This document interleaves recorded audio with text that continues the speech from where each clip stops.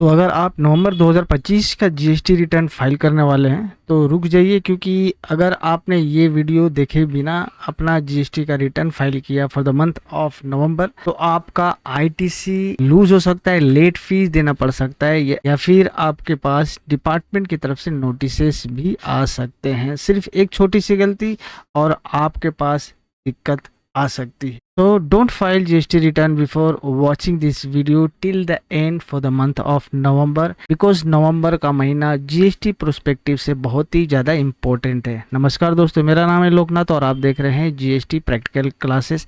आज की इस वीडियो में हम डिस्कस करने वाले हैं नवंबर मंथ के जीएसटी रिटर्न के बारे में, और मैं आपके साथ डिस्कस करूंगा 7 ऐसे क्रिटिकल पॉइंट्स जिनको आपको ध्यान देना है व्हाइल फाइलिंग जीएसटी का return for the month of नवंबर, ताकि आपको किसी तरह से कोई भी रिग्रेट करना ना पड़े। चलिए बिना किसी देरी के वीडियो में हम आगे बढ़ते हैं। सबसे पहला पॉइंट नंबर 1 जो आपको काम करना है वो है आपका एक रिकॉन्सिलेशन आपको करना होगा जीएसटीआर 1 और 3B का।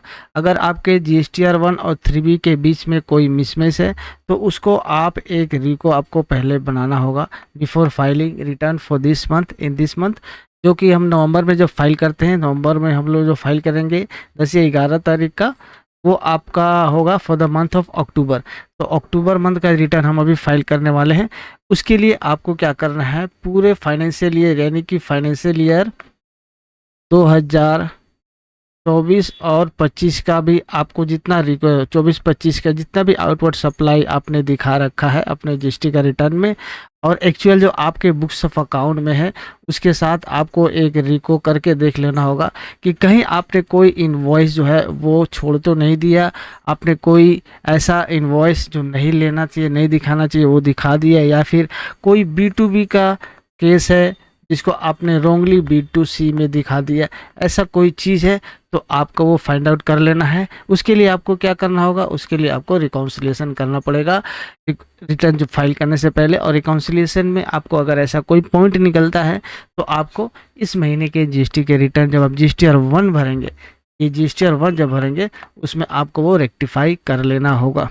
टेबल 3.1A और टेबल 3.1B जो कि हम लोग जीरो रेटेड एक्सपोर्ट, जितने भी टाइप्स होते हैं जीएसटी का, आउटवर्ड सप्लाई का जो भी टाइप्स होते हैं, आपका एक्सपोर्ट हो गया, B2B हो गया, B2C हो गया, प्रॉपर तरीके से आप एनालाइज करके वर्किंग करके सही टेबल में आपको वो डिस्क्लोज करके, अगर कोई गलती पहले हुई है फाइनेंशियल ईयर में किसी भी मद में तो उसे रेक्टिफाई कर लीजिएगा। दूसरा पॉइंट आपका है जीएसटीआर 2B आईटीसी रिकॉन्सिलिएशन। अब चलिए बात करते हैं हम लोग जीएसटीआर 3B के बारे में। ये जो महीना है, नवंबर का जो महीना है, वो आपको जीएसटी प्रोस्पेक्टिव से बहुत ही ज़्यादा इंपॉर्टेंट है। क्यों इंपॉर्टेंट है भैया, बता रहे हैं कि आपको पता होगा कि एक सेक्शन है सेक्शन 16 सबसेक्शन 4। ये सेक्शन क्या है, ये सेक्शन हमें ये बताता है time limit for availing ITC लेने का, यानी कि कौन सा फाइनेंशियल ईयर का, फाइनेंशियल ईयर 2024 और 2025 का, 24-25 का अगर आईटीसी पूरे साल में अभी तक कोई ऐसा आईटीसी जो आप मिस कर गए हैं, नहीं ले पाए हैं किसी कारणवश, उसको आपको इस महीने का इनपुट टैक्स क्रेडिट में यानी कि इस महीने का 3B में आपको क्लेम कर लेना होगा। उसके लिए आपको क्या करना होगा, उसके लिए आपको आपका 2B जो है, 2B वर्सेस बुक्स जो है, वो आपको एक रिकॉन्सिलिएशन बनाकर एक रिको बना लेना होगा। अब रिको बनाएंगे क्योंकि वहीं से आपको पता चलेगा, आइडेंटिफाई कर पाएंगे कि आपका कौन कौन सा आईटीसी जो है आपने लिया, नहीं लिया है, नहीं लेना चाहिए। अगर इसमें आपको ऐसा कोई आईटीसी मिलता है कि मान लीजिए आपके किसी सप्लायर ने अपने R1 में दिखाना भूल गया है, तो आपके 2B में वो रिफ्लेक्ट नहीं करेगा, आपके 2B में रिफ्लेक्ट नहीं करेगा तो आपके 3B में रिफ्लेक्ट नहीं होगा, और उसका आईटीसी जो है आप मिस कर जाएंगे। तो अभी ये समय है, इस महीने का 3B फाइल करने से पहले ये काम आपको कर लेना होगा। Point number 2। चलिए पॉइंट नंबर 3 हम लोग डिस्कस करते हैं। पॉइंट नंबर 3 जो है वो भी आईटीसी रिलेटेड है। जैसे मैंने ऊपर में डिस्कस किया सेक्शन 16 सबसेक्शन 4 के बारे में है, time limit for claiming ITC. ये हमें बताता है सेक्शन 16(4). अब 16(4) का टाइम लिमिट क्या है, 38 नवंबर यानी कि 30 नवंबर 2025 से तक आप आईटीसी ले पाएंगे। तो सर जी फाइनेंशियल ईयर 24 और 25 की बात हो रहा है यहाँ पे। तो 24-25 में पूरे साल में अगर ऐसा आईटीसी आपने कोई छोड़ा हुआ है 2024-25 का, किसी कारणवश नहीं ले पाया है या मिस हो गया है, या फिर आपके टू में रिफ्लेक्ट नहीं किया है, या आपके सप्लायर ने अपने R1 में नहीं दिखाया, जिसके कारण आपके 2B में रिफ्लेक्ट नहीं हो रहा है, तो आपको इस महीने का GSTR 3B फाइल करने से पहले कम्युनिकेट कर लेना होगा अपने सप्लायर से, उसको R1 में रिफ्लेक्ट करवा लेना होगा। उसके बाद आप अपने 3B में उसे क्लेम कर पाएंगे, क्योंकि इस महीने का 3B में अगर आप नहीं करते हैं, नवंबर तक लास्ट डेट है 16/4 के अंतर्गत, तो आपका वो ITC जो परमानेंटली लैप्स हो जाएगा। अब वो ITC आपको कभी नहीं मिल पाएगा। अगला पॉइंट जो आपको ध्यान रखना है वो RCM एंट्री का है भाई। RCM एंट्री भी चेक कर लीजिएगा।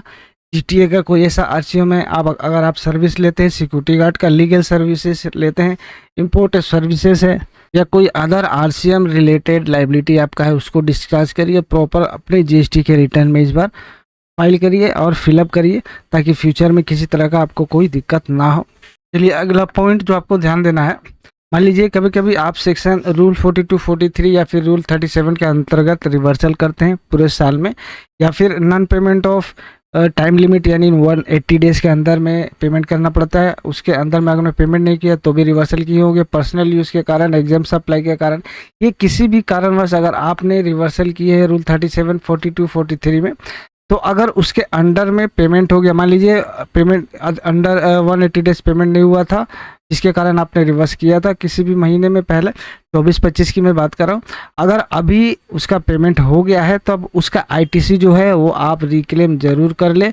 रिक्लेम करने का ये लास्ट समय है, इसको रिक्लेम करना बिल्कुल ही नहीं भूलें, नहीं तो फ्यूचर में अब आपको ये ITC नहीं मिलेगी, क्योंकि ये लास्ट समय है। इस महीने का रिटर्न में आप उसे रिक्लेम कर लेंगे तो ऐसा ITC कोई है तो वो भी आप फाइंड आउट करके लेना बिल्कुल ही ना भूलें।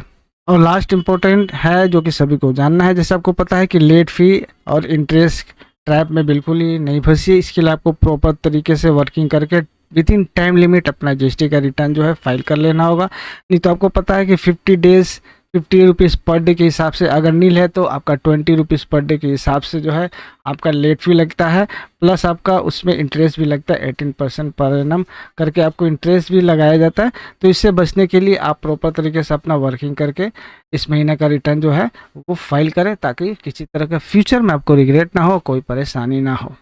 तो दोस्तों अब आप समझ गए होंगे कि इस महीने के GST रिटर्न फाइल करने से पहले आपको कौन कौन से चेक्स जो हैं वो फाइंड आउट करने, कौन कौन से बात जो है वो आपको ध्यान में रखकर फाइल करना है। अगर ये वीडियो आपके लिए हेल्पफुल लगी है तो लाइक, शेयर और सब्सक्राइब करना बिल्कुल ही नहीं भूलिएगा। नेक्स्ट वीडियो में मिलते हैं। इस वीडियो को चलिए यहीं पे ख़त्म करते हैं। मन में कोई सवाल है, GST रिलेटेड कोई भी डाउट है, वो आप कमेंट बॉक्स में बिल्कुल पूछ सकते हैं। मिलते हैं नेक्स्ट वीडियो में, तब तक के लिए थैंक्स फॉर वॉचिंग। जय हिंद।